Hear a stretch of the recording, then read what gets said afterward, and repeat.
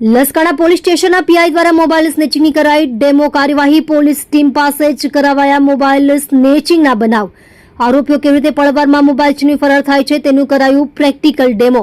શહેરમાં વધતા મોબાઈલ સ્નેચિંગના ગુનાઓ રોકવા અને પોલીસ સ્ટાફને સતર્ક બનવા માટે હાથ ધરાઈ ખાસ તાલીમ. જાહેરમાં સાવચેત રહેવા અને મોબાઈલ ઉપયોગ સમયે સુરક્ષા રાખવા પોલીસે નાગરિકોને આપી અપીલ. તમે જોઈ રહ્યા છો DNY ન્યૂઝ ચેનલ રમન કૌરની સાથે.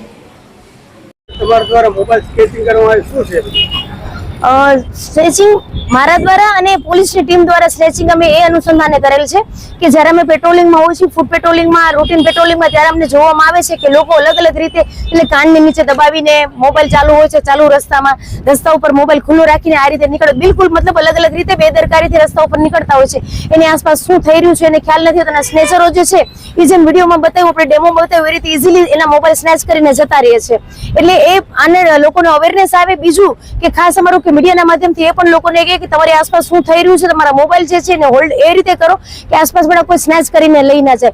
ઉપરાંત તમે આ ડેમો દરમિયાન એ પણ જોયું કે જ્યારે સ્નેચ કરીને જે પોલીસ જે છે કે સ્નેચરના સ્વાંગમાં હતી અને લઈ જાય છે, તો આસપાસ વાળા ન તો કોઈ નોટિસ કરે છે, બાજુમાંથી નીકળતા માણસ કોઈ નોટિસ બી નથી કરતા અને એને મદદ કરવાનો પણ પ્રયત્ન નથી કરતા. એટલે જનતાને અમારે એ પણ અપીલ છે, ક્યારેક આવો કઈ બનાવ બને તો એના વ્હીકલના નંબર લઈ લે, એની પાછળ થોડો પીછો કરવાનો પ્રયત્ન પણ કરે. જયારે બે ચાર લોકો છે તો એ રીતે તો આવી અવેરનેસ અને થોડીક સાવચેતી રાખીએ તો આ સ્નેચરોને છે ને કોઈ ચાન્સ ન મળે અને આ સ્નેચિંગ થી આપણે બચી શકીએ.